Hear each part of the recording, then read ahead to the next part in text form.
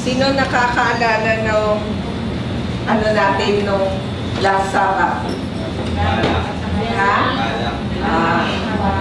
Si Bilam at saka si Balak at saka yung Asno. Okay. Ngayon, ang topic natin si Pinkas. Naalala nyo last week sinabi ko yung hindi sinumpa actually. So, maintindihan natin ang sumpa at saka biyaya or ano tawag mo doon, bless? Pagpapala. Ang sumpa at saka pagpapala, very malinaw kung ano yun, no? At yung pagkakasala at may nangyari sa ating pagkakasala, hindi magkaka-apekto sa ating biyaya na galing kay Yahweh Elohim.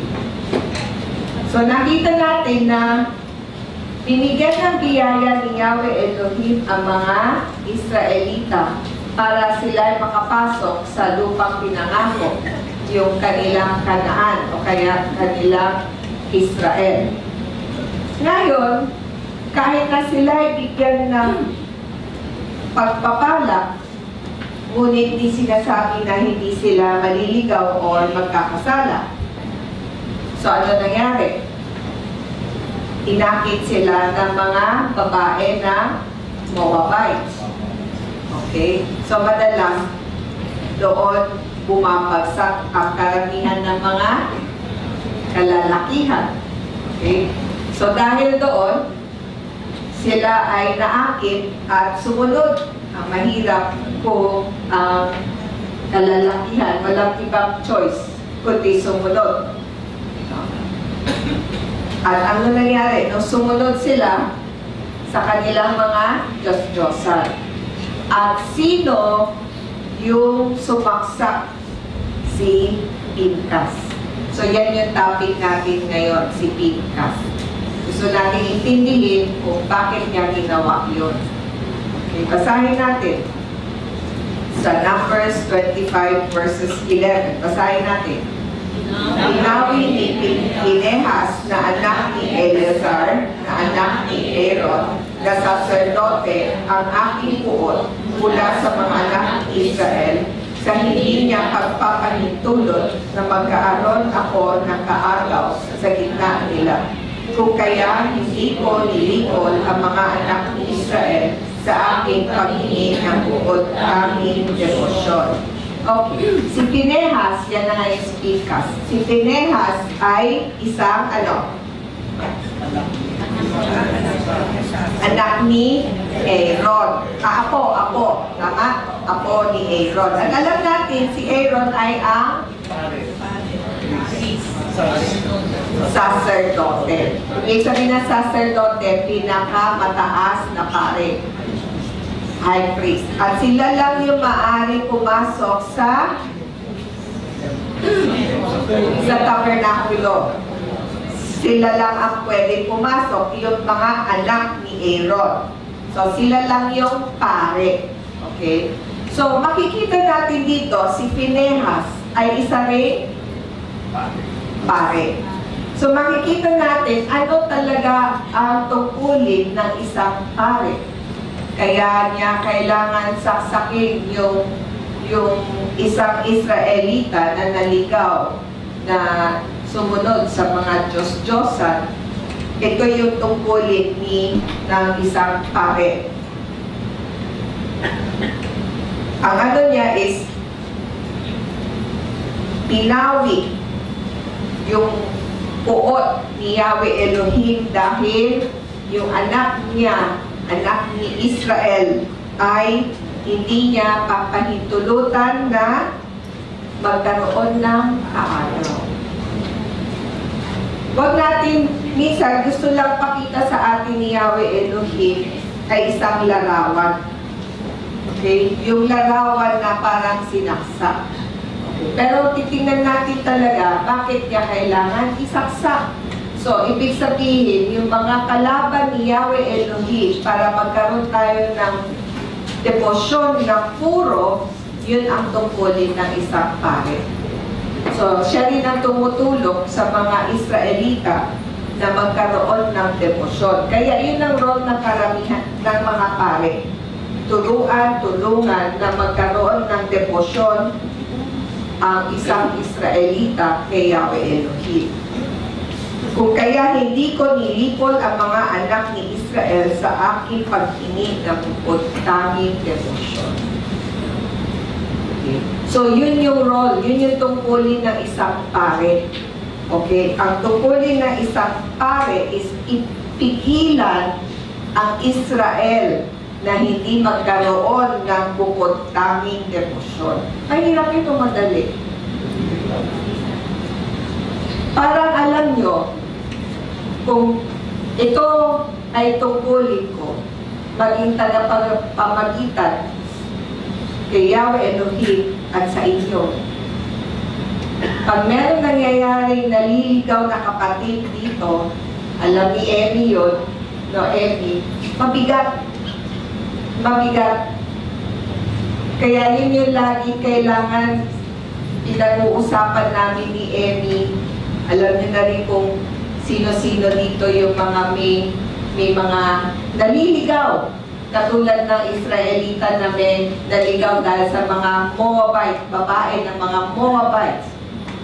Naliligaw din. Yun din ang tungkulin namin na dahan-dahan, alam namin hindi bigla yun, ano? Na maibalik din para magkaroon ng bukod tanging debosyon. Dahil kung anong nangyayari sa physical natin, nangyayari din yan sa spiritual natin.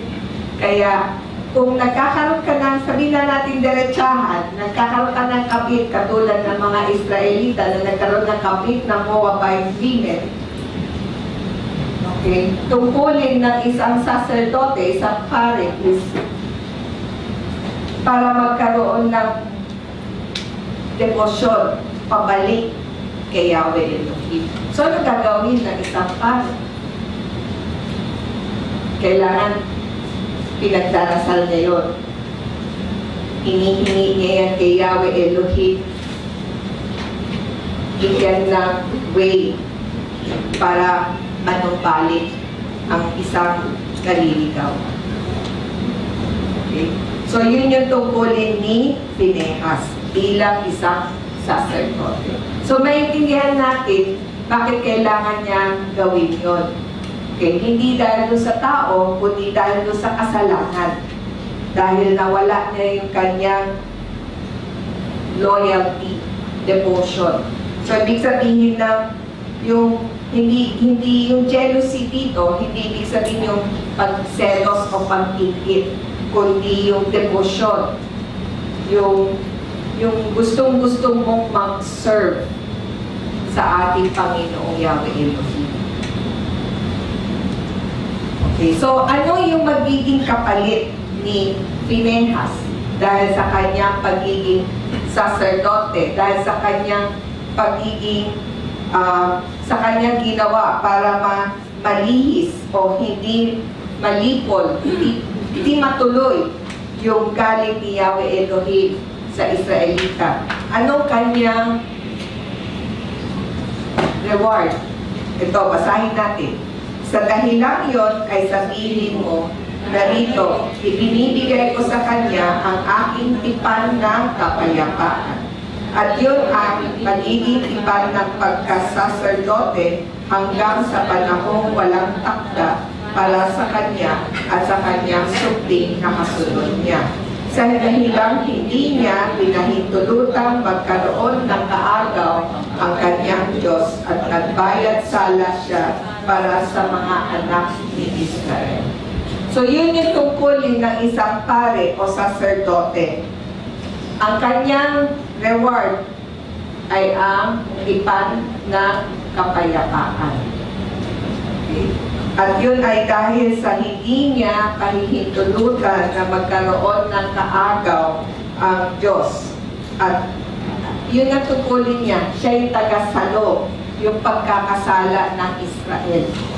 Yan ang role ng isang sacerdote.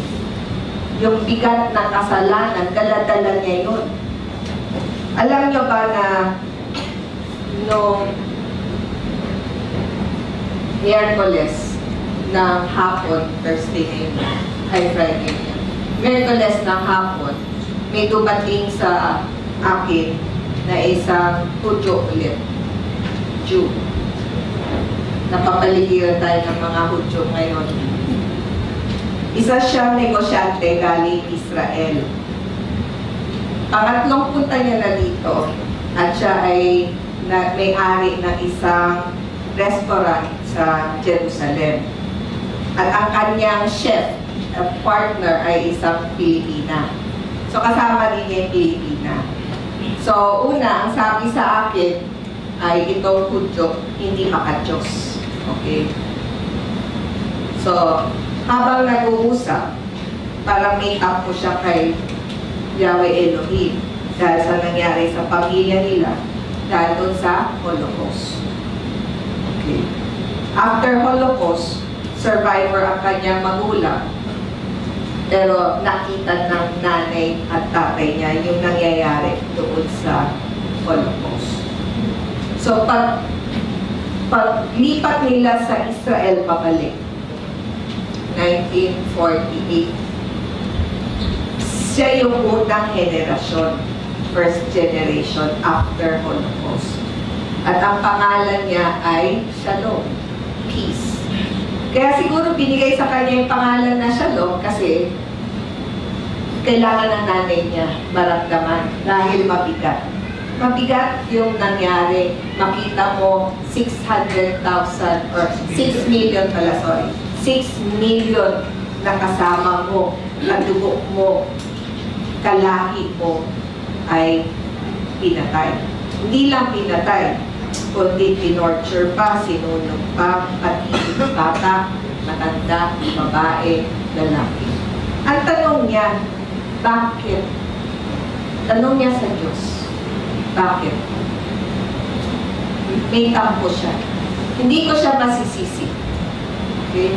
Ngunit, habang sa nag-uusap kami, sabi niya sa akin, alam mo, kahit na nangyari yun, Hudyo pa rin ako. Dugo ko, Hudyo pa rin ako. Hindi mo matatanggal yung pagka-Hudyo ko. Kaya lang habang nag-uusap kami, dumating kami sa point na, ang sabi niya, madalas nalulungkot siya sa mga nakikita niya dahil yung iba, ginagamit yung pagka-Hudyo or yung Judaism para kumita at magpakayaman din. Pareho din yan dito sa Kristiyano, walang pinagkaiba. Meron din sila ganon. At dahil doon, lalo siyang nawawalan ng loob sumunod. Kasi kailangan mong balikan yung tipan. At nakita natin ay tipan ng kapayapaan. Ngunit ang sabi niya sa akin, naniniwala siya dahil nandun niya sa dugo niya, hindi mo matatanggal yun. Pero ang aking sinabi rin sa kanya na sa kamatayan, magkakaroon ng buhay. Dahan-dahan habang nag-uusap kami, lumalabas na nandun din siya, nananalig din siya, yun lang, may struggle din. Hirap din, pero papunta rin siya doon, alam din niya yun. Kaya tayo nandito at tungkulin naman natin is tulungan sila bumalik din. Dahil kailangan natin sila bumalik. Dahil sila yung original na puno. Siguro nabali lang sila ngayon at nahulog, ngunit hindi sila papabayaan ni Yahweh Elohim. At tayo naman nag-grafted, pinangkot, huwag naman tayo magyabang at putyain sila na naliligaw. Tayo dapat ay magtulong na mabalik ulit dun sa puno. At yun din ang na para tayo magkaroon ng biyaya na katulad ni Pinehas, ganun din na maging tagapag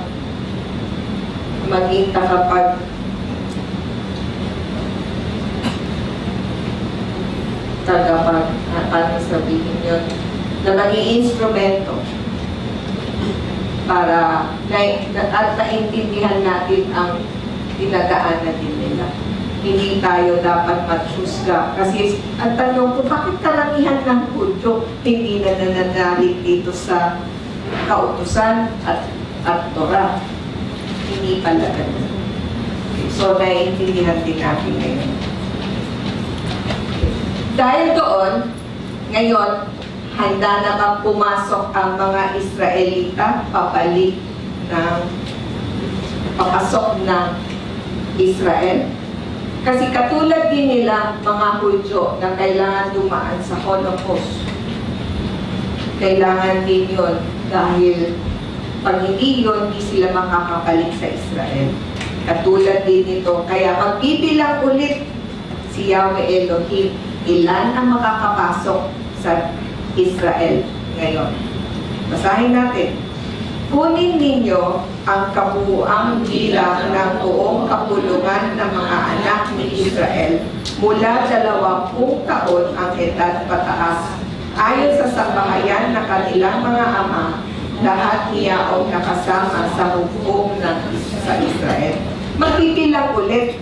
Ngayon, ang sabi ni Yahweh kay Moses, magbibilang ka ulit na mga mula 20 taon pataas na lalaki.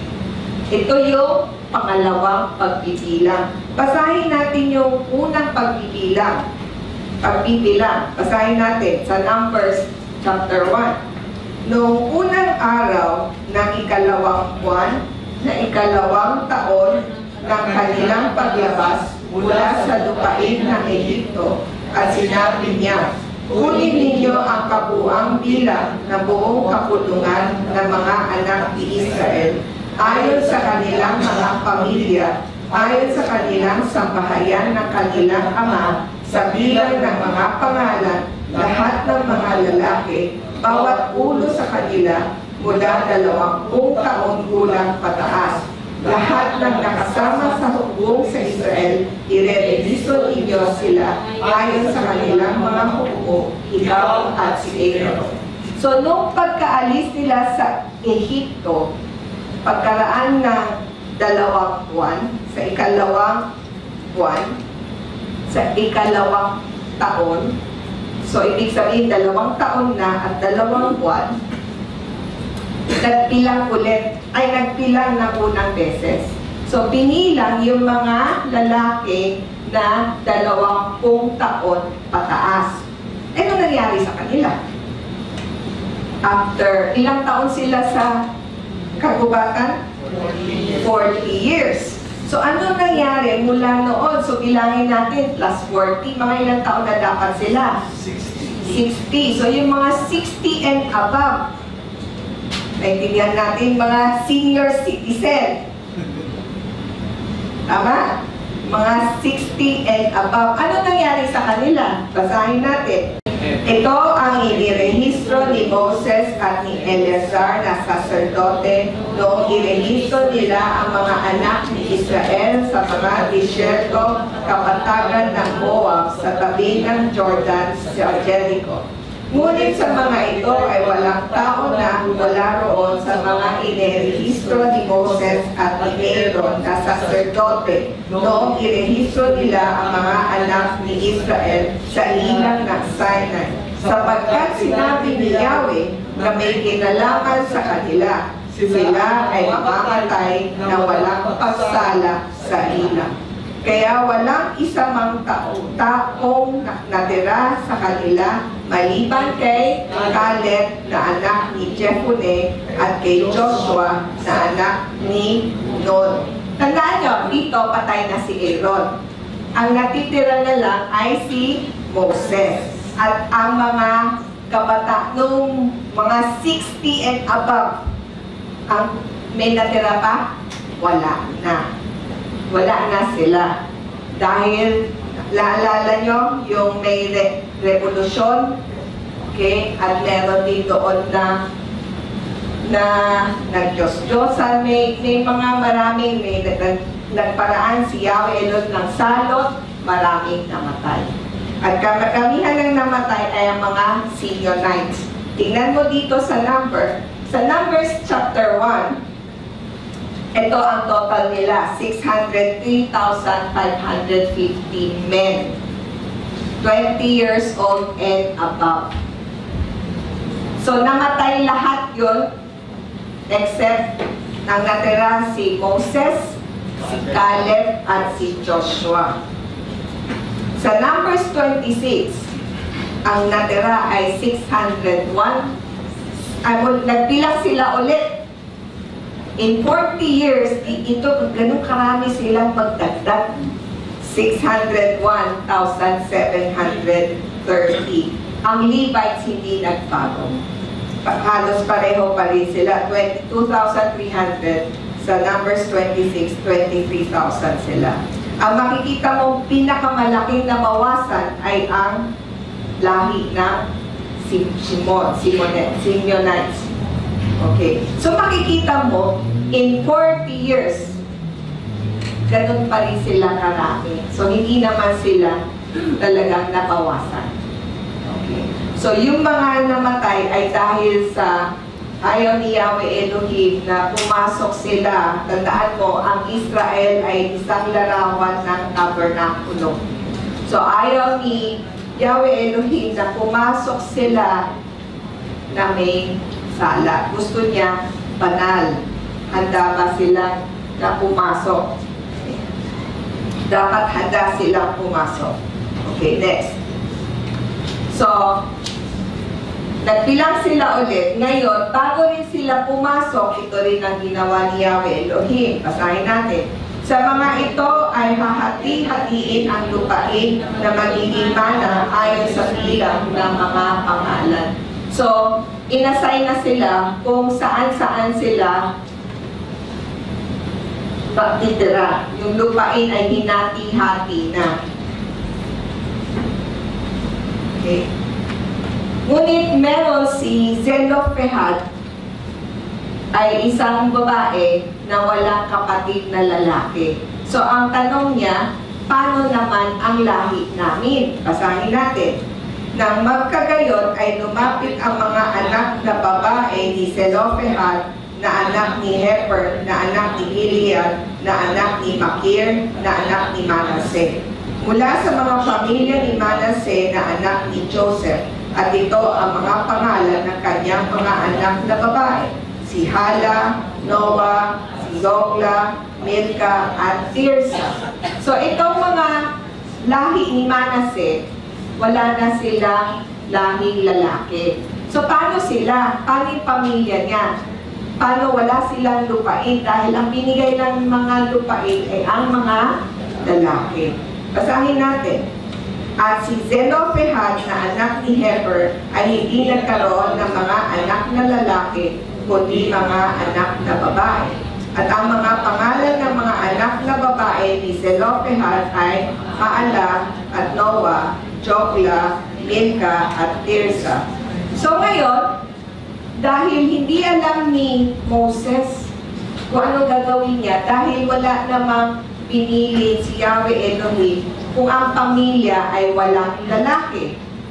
So, anong ginawa ni Yahweh Elohim? Basahin natin.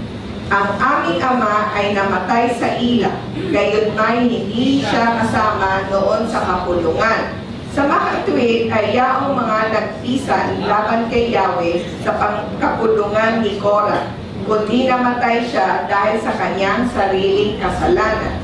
At hindi siya nagkaroon ng mga anak na lalaki. Bakit aalisin ang pangalan ng aming ama mula sa gitna ng kanyang pamilya sa dahilang hindi siya nagkaroon ng anak na lalaki? O, bigyan naman ninyo kami ng pag-aari sa gitna ng mga kapatid ng aming ama. Dito makikita natin na si Zelophehad, ang kanyang ama, tama ba? Yung kanyang ama, namatay sa saan? Dahil saan? Sa sariling kasalanan. Okay? So, dahil sa sariling kasalanan,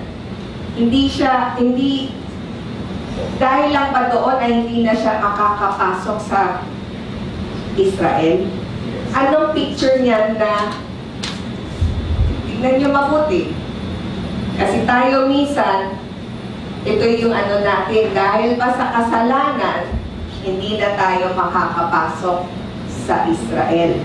Ang picture ng Israel is tabernakulo. Dahil ba sa kasalanan, hindi na ba makakapasok sa tabernakulo? Tandaan nyo, yung sinasabi ko, ang biyaya, hindi nagbabago. Nalinaw tayo? Ang biyaya, hindi nagbabago. Kailanman, pag binigay na yan, binigay na yan. Ito, hindi nagbabago. Ngayon ang tanong, anong kailangan para tayo ay makapasok muli? Basahin natin. Dahil dito ay dinala ni Moses ang kanilang usapin sa harap ni Yahweh. At ganito ang sinabi ni Yahweh kay Moses. Ang mga anak na babae ni Zelophehad ay nagsasalita ng tama. Dapat mo nga silang bigyan ng pag-aari na pinakamana sa gitna ng mga kapatid na kanilang ama at isasalin mo sa kanila ang mana ng kanilang ama. At marami pang si Yahweh Elohim kung ano yung mga kondisyon para magkaroon pa rin ng mana. So, ibig sabihin, ang biyaya hindi nagbabago. Okay. Slide number 40. Ngayon, nung bago pumasok, may mga paghahanda na gagawin. Ngayon, ang panahon na nito ni Moses. Okay, ang tanong, makakapasok ba si Moses kasama nila Caleb at ni Joshua? Makakapasok pa si Moses? Hindi. Basahin natin. At sinabi ni Yahweh kay Moses, umahon ka sa bundok na ito ng Abarim at tingnan mo ang lupain at tiyak na ibibigay ko sa mga anak ni Israel. Kapag nakita mo na yon, kung magkagayon, ay mapipisan ka na sa iyong bayan. Oo, ikaw gaya ng pagkapisan kay Aaron na iyong kapatid. Yamang naghimagsik kayo laban sa aking utos sa ilang ng Zin sa pakikipagtalo ng kapulungan, may kinalaman sa pagpapabanal sa akin sa tabi ng tubig sa kanilang paningin. Ito ang tubig ng Merida sa Kades sa ilang ng Zin. Naalala nyo? Nung sinabi ni Yahweh kay Moses, sabihin mo lang doon sa bato at lalabas yung tubig. At ang ginawa ni Moses, pinukpok niya ng 2 beses. Yun yung tubig ng Meriba. At dahil doon, hindi siya makakapasok. Masakit kay Moses, pero hindi natin talaga maiintindihan kung bakit, dahil wala naman sinabi kung bakit gano'n kabigat ang kanyang makukuhang kapalit sa kanyang pagpupukpok doon sa bato. At dito, nire-remind lang siya, at ikaw ay panahon mo na ngayon. Okay, sinasabi niyang ikaw ay mamamatay na dito sa lugar na ito. Next. Ang maganda dito, bago siya mamatay, merong pipiliin na kapalit niya. Basahin natin. Nang magkagayon ay nagsalita si Moses kay Yahweh na sinasabi, si Yahweh na Diyos ng mga espiritu ng lahat ng uri ng laman ay mag-atas nawa ng isang lalaki sa kapulungan na lalabas sa harap nila at papasok sa harap nila at maglalabas sa kanila at magpapasok sa kanila upang ang kapulungan ni Yahweh ay huwag magitulad ng mga lupang walang pastor. Okay. Ngayon tingnan niyo itong picture mabuti. Hindi si Moses ang nagdala ng mga Israelita sa tabernakulong Israel. Okay. Sabi ni Yahweh, mamamatay ka dito at hindi ikaw ang makakapasok sa Israel. Ngayon, tataka tayo, Dahil maraming ginawang kabutihan si Moses, pero bakit hindi siya? Madalas meron tayong hindi nakikita. Okay? Sinabi dito, una, ang Diyos magpipili ng ilan? Isang lalaki. Itong lalaki, siya yung magdadala, palabas muna, palabas dito sa kagubatan at papasok. Okay, sa Israel. Pagkatapos pumasok, siya rin yung maglalabas sa kanila at magpapasok sa kanila. So, labas-pasok sa Israel, siya rin yun. Okay? Upang ang kapulungan ni Yahweh ay huwag maging tulad ng tupang walang pastor. So, ibig sabihin, yung pastor ang magdadala. Tama? Ayon sa salita, tama? Ati tayo, yung pastor ang magdadala sa mga Israelita papasok sa Israel. Sino yung pastor na yun? Basahin natin.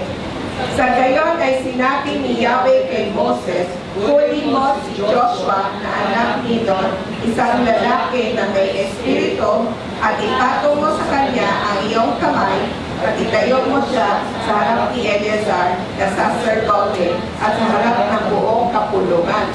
Matatasan mo siya sa kanilang paningin at lagyan mo siya ng bahagi ng iyong tangal upang pakinggan siya ng buong kapulungan ng mga anak ni Israel.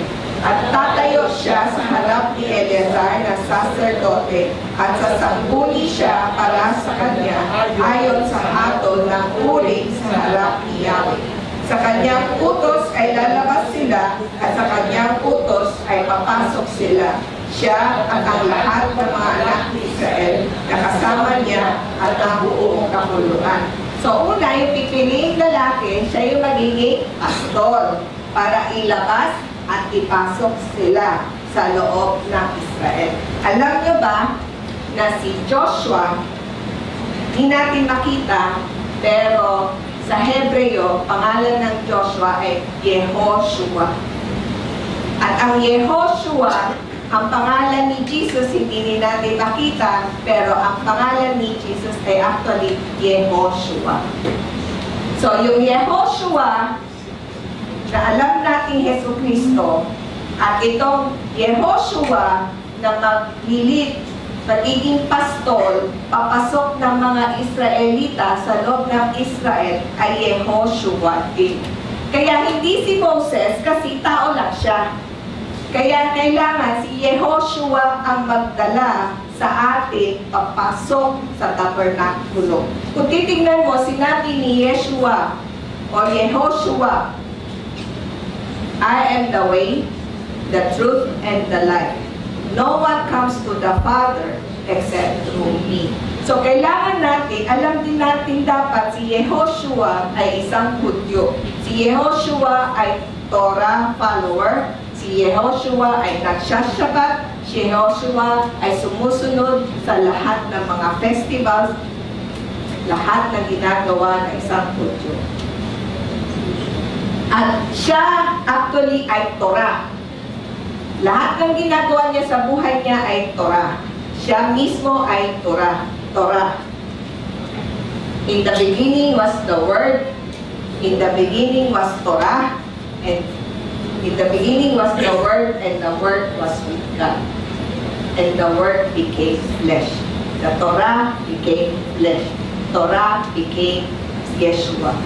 So, kung si Yeshua ang Torah, siya yung asno na kailangan nating sakyan, pastol, na para papasok sa tabernakulo. Magkasama yun. Kaya makikita na, di natin nakikita dahil iniiba natin ng translation. Pero kung ibabalik mo siya sa Hebreo, kitang-kita mo. Napakaganda na para pwede tayo lahat bumalik or pumasok doon sa tabernakulo. Kailangan natin ang Torah. Pagkatapos nito, dahil meron na tayong pastol, si Yehoshua, basahin natin. At nagsalita pa si Yahweh kay Moses na sinasabi, utusan mo ang mga anak ni Israel at sabihin mo sa kanila, iingatan ninyong ihandog sa akin ang aking handog, ang aking tinapay, bilang aking mga handog na pinaraan sa apoy, bilang nakagigihawang apoy para sa akin sa mga takdang panahon ng mga Diyon. Malinaw pa sa inyo to. Sino nagsabi nito? Si Yahweh kay Moses. Ang sinasabi niya sa mga anak ni Israel, at kung tayo ay nananalig sa Kanya, tayo ay maaring tawagin na rin anak ni Israel. At dahil dito, sinasabi niya, yung paghandog natin, katulad ng kanta natin ngayon kanina, Behold the Lord. Ano ba yung gusto ni Yahweh Elohim galing sa atin? Maaari tayong magdasal, magluhod, papasok sa altar, maaari tayong magsunog ng mga kandila, marami tayong pwedeng gawing sakripisyo para sinasabi natin. Pero ito ba ay tatanggapin ni Yahweh Elohim? Dahil pwede kang magpakahirap, pwede kang magbigay ng magbigay, magsunog ng kandila, magdasal ng magdasal, ay ito ba ay tinatawag na nakagiginhawang amoy para sa ating Yahweh Elohim. Ano yan? Sisinghutin ba niya yun? Or katulad ni Mother King kanina na lumayo kaagad si Elizabeth. Diba? Ngayon yung question na yun na ito ba ay nakakaginhawang amoy? Or katatakutan natin amoy? Quiet lang na, quiet. Yun ang tanong. Yun ba ay nakakaginhawang amoy para sa ating Yahweh Elohim? So, ano yung mga nakakaginhawang amoy? Una, alamin natin, yung handog. Handog. Bakit kailangan tayo magkaroon ng paghahandog sa ating Yahweh Elohim? Dahil itong handog ay nagdadala sa atin palapit sa Kanya. So, kailangan meron tayong hinahandog sa buhay natin para mapalapit sa Kanya. Tapos may sinabi dito, handog, di ba? At ang aking tinapay. Bakit tinapay? Tinatanong, di ba? Bakit laging may tinapay? Bakit laging may tungkol sa tinapay? Tama? Even si Yeshua, sa kanyang huling pagsasalo, tinapay din. Diba? Hinati-hati niya. Bakit tinapay? Doon sa 5,000 tinuruan niya, tinapay din yun. Bakit tinapay? Basahin natin.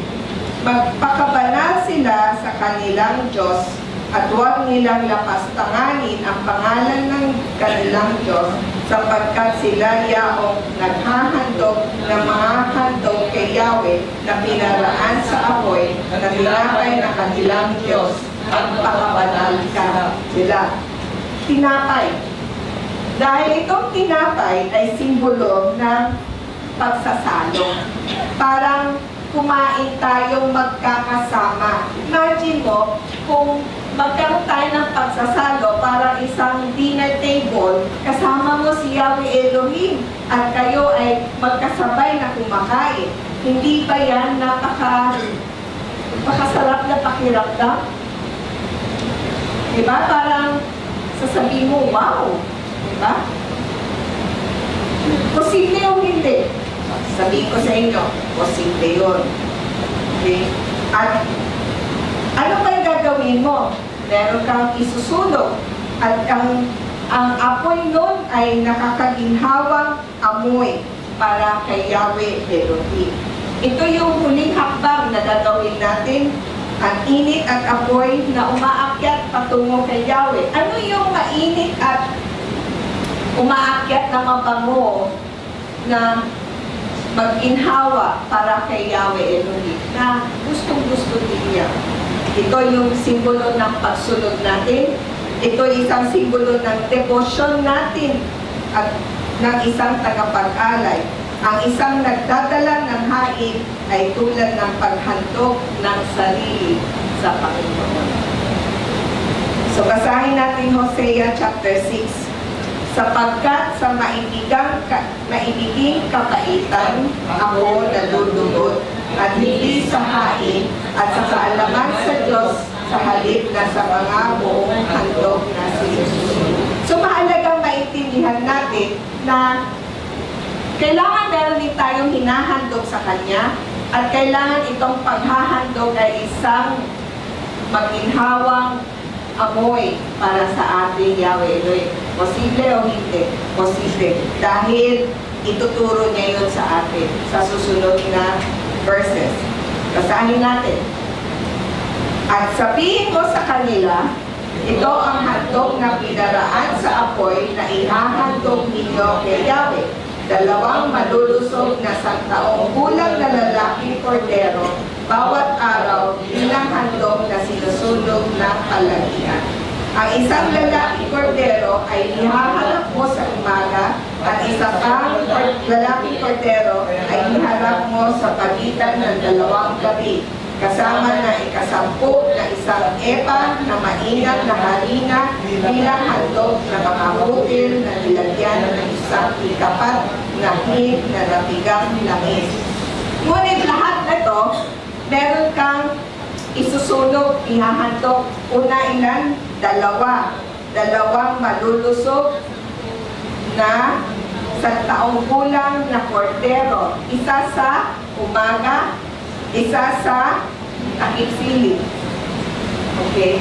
At meron ka pang gagawin na mga harina, may mga ritual ka na gagawin. Pero ginawa lang to nung nandoon tayo templo.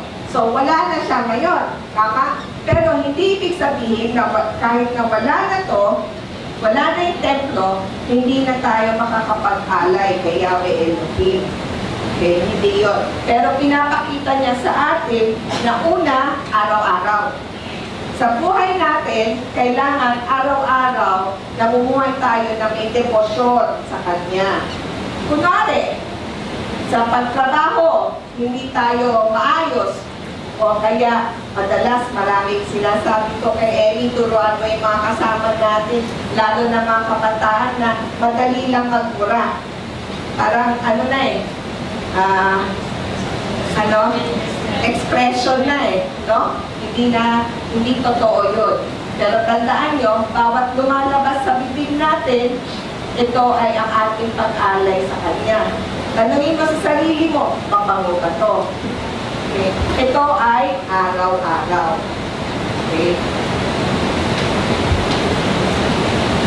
Dito nababasahin, maraming rituals doon, pero yun ay ginagawa nung nandun tayong templo. Okay, basahin natin sa 24. Tandaan natin, ulitin natin ang slide 22. Okay, una, araw-araw. Basahin natin ang 24.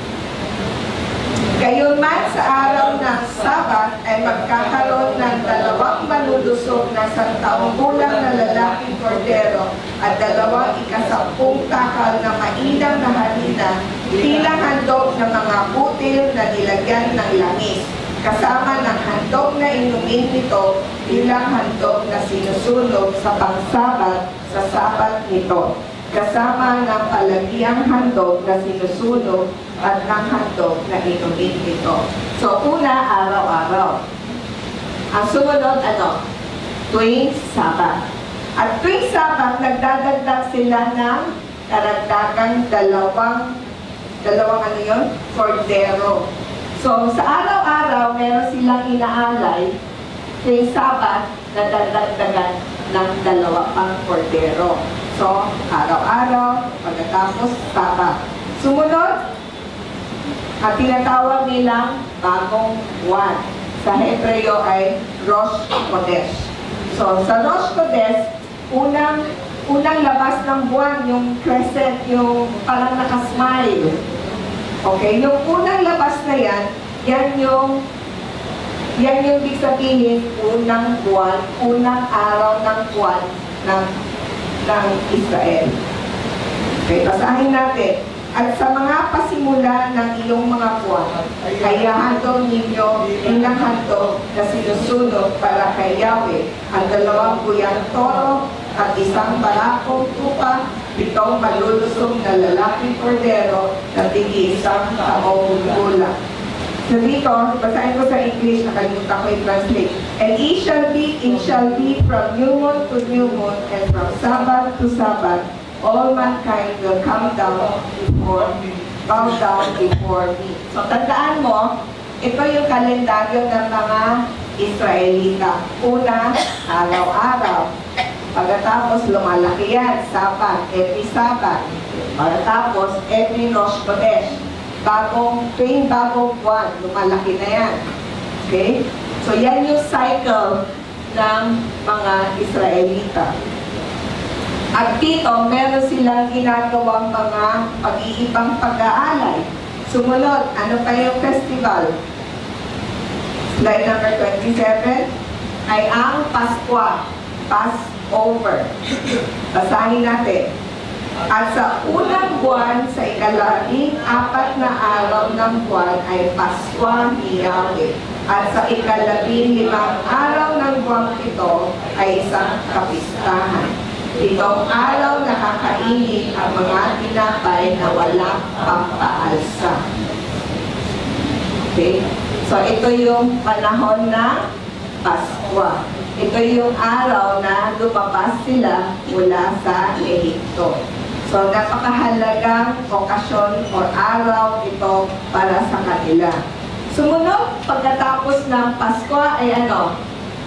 Hulaan nyo. Kasi pinagdiriwang natin yan. Itong Paskwa is yung Holy Week. Ha? Hindi. Sumunod ay ang Shavuot o ang Pentecost. Basahin natin. At sa araw ng mga unang hinog ng bunga, kapag naghandog kayo ng bagong handog na mga butil para kay Yahweh, sa inyong piling ng mga sanligo ay pagdaraos kayo ng isang banal na konbensyon. Huwag kayong gagawa na anumang uri ng mabigat na gawain. So, ito yung mga tinatawag na Moedim o kaya appointed dates. Okay? So, minsan sunog tayo ng sunog pero nandun pa tayo sa appointed time. Kasi si Yahweh, nandun lang sa appointed time. Parang birthday ni Gerald sa Monday. Okay. So may appointment tayong lahat sa kanya dahil Monday birthday niya. Okay? Pag Monday, meron tayong kainan. Okay? Wala ka ng choice dito. Okay? So, pupunta tayo sa Monday para makakain. Pero, kung Tuesday ka pumunta, may makakain ka? Wala. Ha? Fasting? Oo. Pag Sunday ka pumunta, maaga? Wala din. So, yun yung ibig sabihin ng mga appointed dates and time ni Yahweh Elohim. So, ibig sabihin kung gusto mo siyang makasama, ay nandito sa appointed date. Okay, so alam na natin, pag Shavuot, magdadagdag ka ng dalawang, ano yun?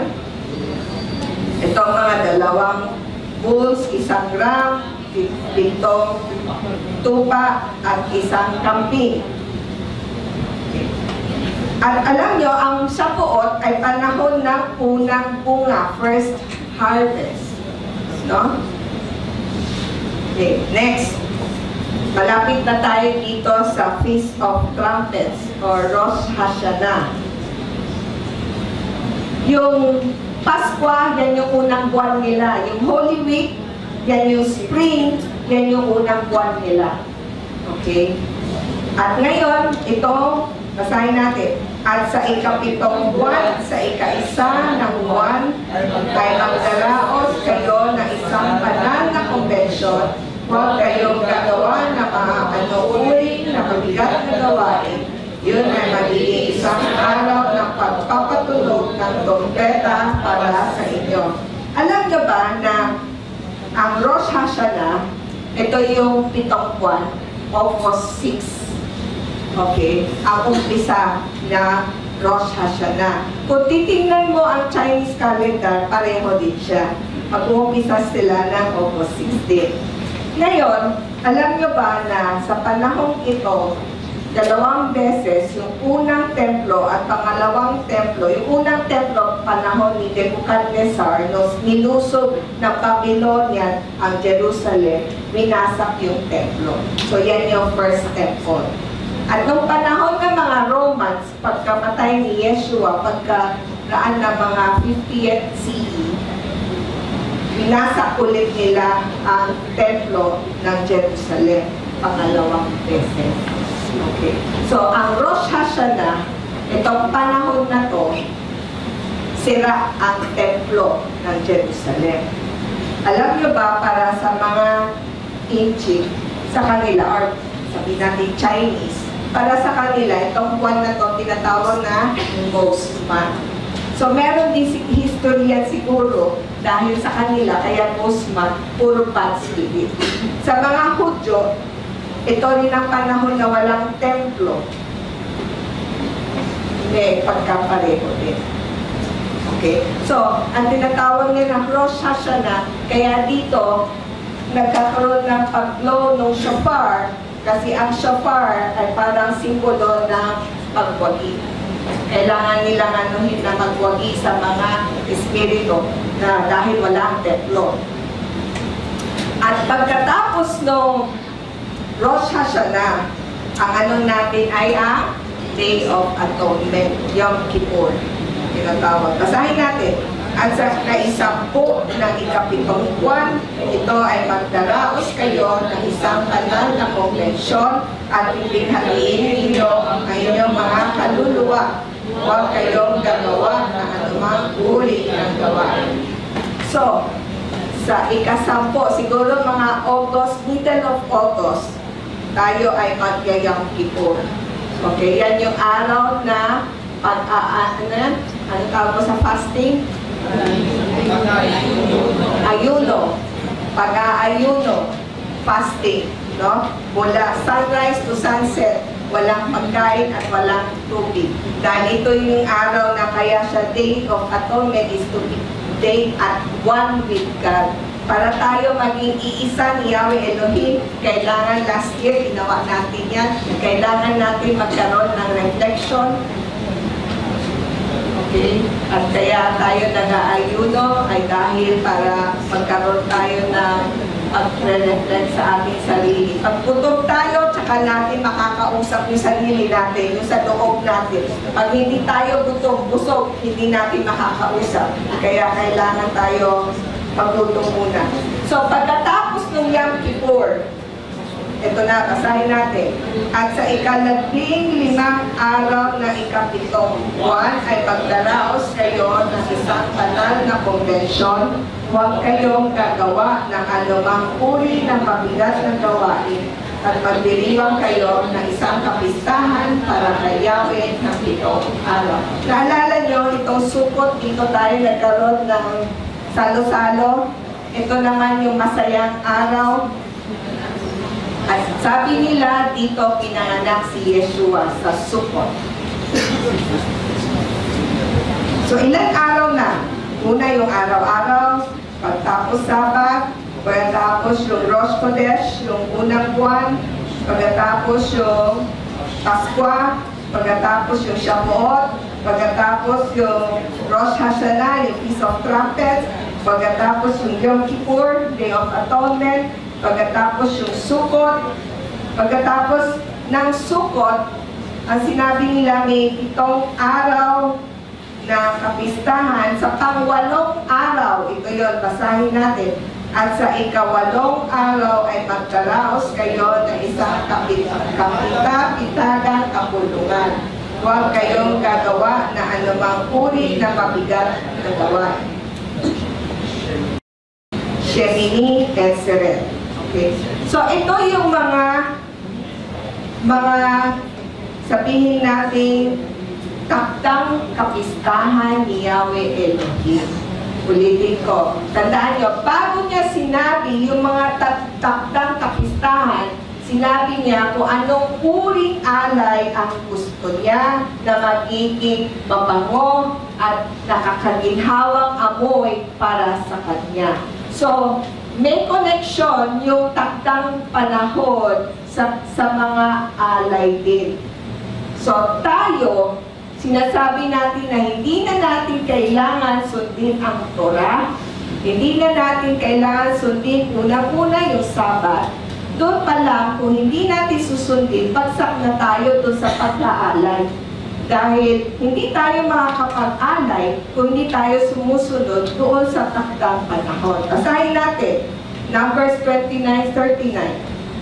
Ang mga ito ay inyong ihahandog sa Panginoon sa inyong mga takdang kapistahan, bukod pa sa inyong mga panata at sa inyong mga usang handog, sa mga pinakahahandog ninyong susunugin at ang inyong mga pinakahandog na harina at ang inyong mga pinakainuming handog at ang inyong mga pinakahandog tungkol sa kapayapaan. At isinaysay ni Moses sa mga anak ni Israel ayon sa lahat ng inuutos ng Panginoon kay Moses. So napakahalaga, nakita natin na si Pinehas, ang tungkulin niya bilang saserdote, dala-dala niya ang kasalanan ng lahat ng mga minasalanan. At dahil doon, siya yung nagmamagitan para tayo ay magkaroon ng mataimtim at mataimtim na devosyon sa ating Yahweh Elohim. Yun ang kanyang tungkulin. Dahil hindi makapasok si Moses sa Israel, ay dahil hindi siya ang magdadala sa ating lahat papasok sa pangakong lupa ang Israel, ang tabernakulo, kundi si Yehoshua. Si Yehoshua ang ating pastor na magdadala sa atin dahil dala niya ang Torah at ito ang magdadala sa atin. Pero bago sila pumasok, sinabi ni Yahweh Elohim na ang tatanggapin lang niyang handog ay ang handog na ayon sa takdang panahon. Bago sila pumasok, pinili na sa kanila yon. At dahil doon, ano ito ang para sa atin? Totoo bang hindi na natin kailangan ang Sabat? Totoo bang ibang araw ang Sabat? Dahil ang Sabat ayon din sa panahon ng buwan. Kaya hindi mo pwedeng sabihin na mali o ibang araw dahil ang kalendaryo ng Israel ay ayon sa buwan. At hindi mo mababago ang buwan laging nandyan sa tamang panahon. So hindi mo yan mababago. Tama?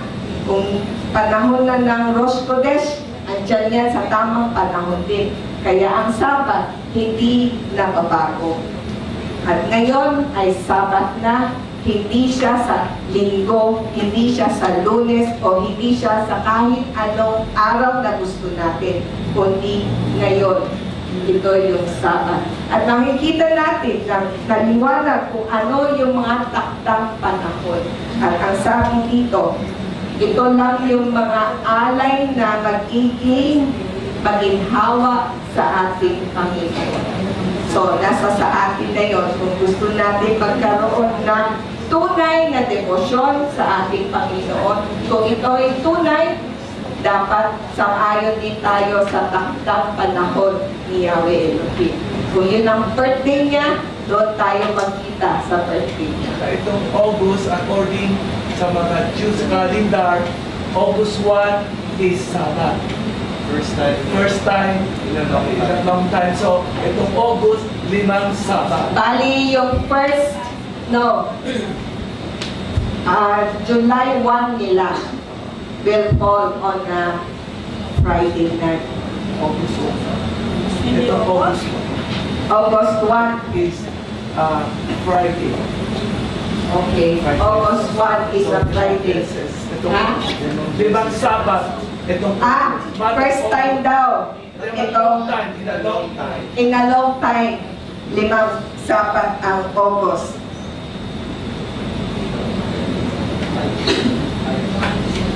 Question. Bakit up to now, palaging may gera dyan sa Israel? Hindi ba matapos-tapos? Yan din ang sinabi ni Shalom. Dahil una, sa Biblia, kaya makita mo sa Jeremiah, di ba? Bakit pinilit ni Yahweh, nung nagigera na, nilusog na sila ni Nebuchadnezzar ng Babylonian. Bakit sinabi ni Yahweh, gera? Sabi niya kay Jeremiah, pilhin mo yung lupa. Sabi ni Jeremiah, ba't ko pipiliin? Nagkakagulo na. Sabi ni Yahweh, pilhin mo, basta, period. So, pinili niya. So, after nun, di ba, nagkaroon na, nilusob sila ng nilusob ng iba, hanggang sa nilusob sila ng Roman sa panahon ni Yeshua. Mula noon, kumalat ang Israel. Lahat ng Hudyo na wala sa Israel. Napunta sila kung saan-saan. May napunta ng Africa, Ethiopian. Kaya may makikita ka ng Hudyo na maitim. Yes, meron. Pero sila yung mas sumusunod sa Torah. Meron ding Hudyo na sa Asia. Kumalat sila. Meron Hudyo, marami na sa Germany. Okay? At alam natin, sa New York, sila yung mga pinakamayaman ngayon. Okay. Ngayon, mabigat ang Holocaust. Mabigat kahit hanggang ngayon. Di ko na-realize. Minsan, insensitive na tayo. Kala natin, 1940s, hindi natin nag-uusapan. Pero the first generation ng mga Hudyo ay buhay pa ngayon. They're in their 60s. Damdam nila. Masakit para sa kanila. Ngunit, pag hindi nangyari sa kanila yun, di sila makakabalik. Pero tandaan mo, nung bumalik sila, out yung mga squatter ngayon. Asa si Fadi. Kaya si Fadi, ang pamilya, lumipat. Pero sila Fadi, sila yung mga educated. Dahil alam nila, useless na sila mag-stay doon, kaya umalis na sila. Pumunta na siya ng Syria, pamilya niya, at doon sila nabuhay. Pero yan yung mga edukado. At ngayon yung mga hindi naiwan, nag-i-squat ngayon sa Gaza. At syempre, squatter sila di ba? At ngayon, yung mga Israelita na dati hindi naman taga doon, sila ngayon ang may-ari ng lupa. Kaya ngayon, pinapatuloy sila. Yung Palestina, talaga. Kaya, exactly. Pero, ang sabi nga namin, bakit ganun? Sabi nga niya, pag matutulog tayo sa history, hindi mangyayari na yan. Hindi, sabi ko. Kasi hindi tayo sumusunod sa Torah. Kahit sila, dahil sa sama ng loob, sa nangyari sa Holocaust, nandito tayo, dahil amazing na tayo hindi Hudyo, tayo dito ay nag-aaral ng Torah. Hindi ba yun amazing? Hindi ba yun nakakapagtaka bakit tayo ang nag-aaral? Dahil meron tayong responsibilidad. Ang responsibilidad natin ay maging testimony na ang Torah hindi naman kailangan sumunod sa isang katulad ng mga kanilang mga sinasabi, kaya katulad ng mga Pharisees noong panahon ni Yeshua. Nagiging sobrang higpit, nagiging hindi sila accommodating, pag konting mali ka lang, mas mahirap ang maging Hudyo, alam nyo ba yun? Mahirap para sa kanila. Napakamarami silang pero hindi naman. Kung tayo inaaral natin, marami ba? Marami bang bawal? Marami bang hindi dapat sundin? So tayo, dapat ang buhay natin, tayo ang maging instrumento para makita rin nila at matulungan din natin sila bumalik. Dahil mahirap tanggapin ang Holocaust. Mahirap. Kaya tayo dito, pinagpala ni Yahweh Elohim na maging instrumento niya. Hindi lang para sa bansang Pilipinas, kundi pabalik sa templo na nasa Jerusalem. Amen? Kaya kailangan natin maintindihan ano ang mahalaga sa ating buhay, yung mga takdang panahon. At hindi rin natin pwedeng kutsain sila at hamakin sila at pagtawanan sila. Intindihin din natin yung dinadaanan din nila. Amen?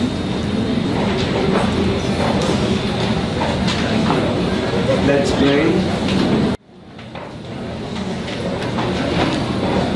Yahweh Elohim, patawarin mo ko.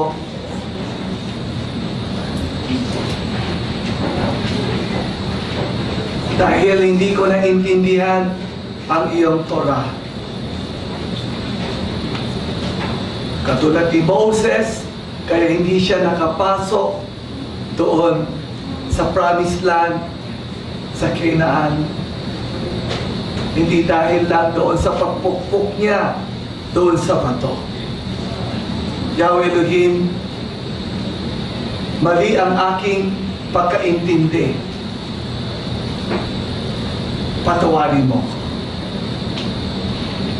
Dito pinakita mo, Yahweh Elohim, ikaw ang the good shepherd.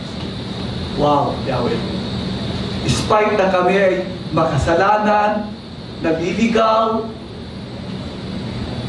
ang iyong pagmamahal, ang iyong covenant ay hindi nagbabago.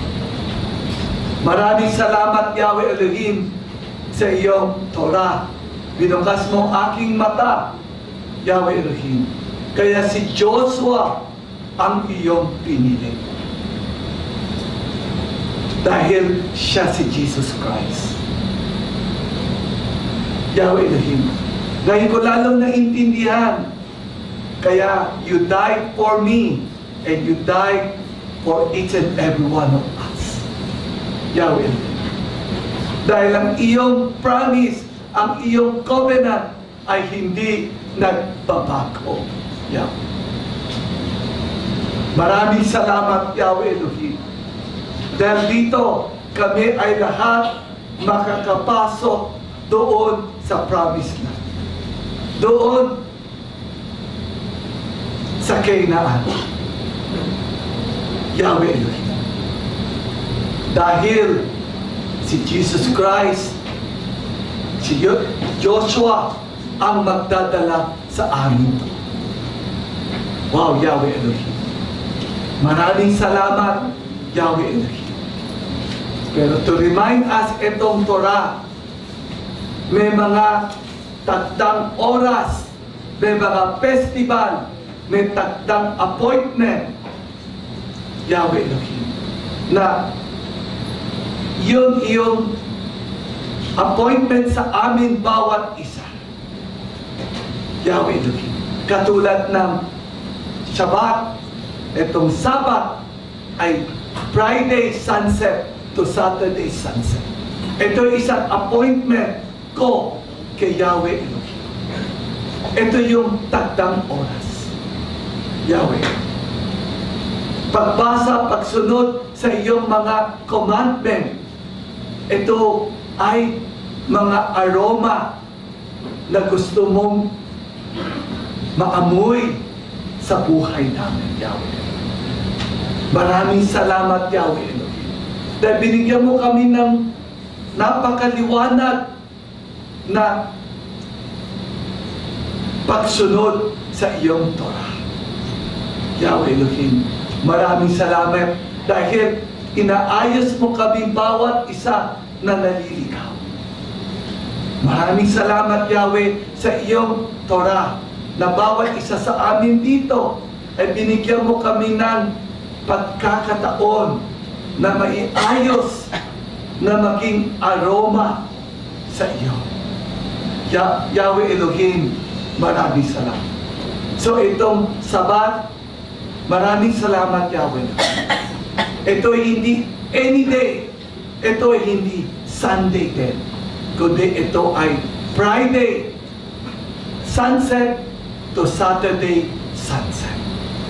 Yahweh Elohim, maraming salamat dahil si Joshua, si Jesus Christ, ang nilagay mo as the good shepherd na kami ay daling papasok, palabas, papasok, palabas.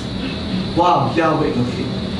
Kaya sinabi mo na ikaw ay the way, the truth, and the life. And nobody comes to the Father except through you.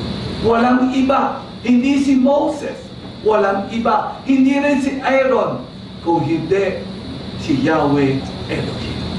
Maraming salamat sa matamis ng pangalan ni Yahweh Elohim. Amen.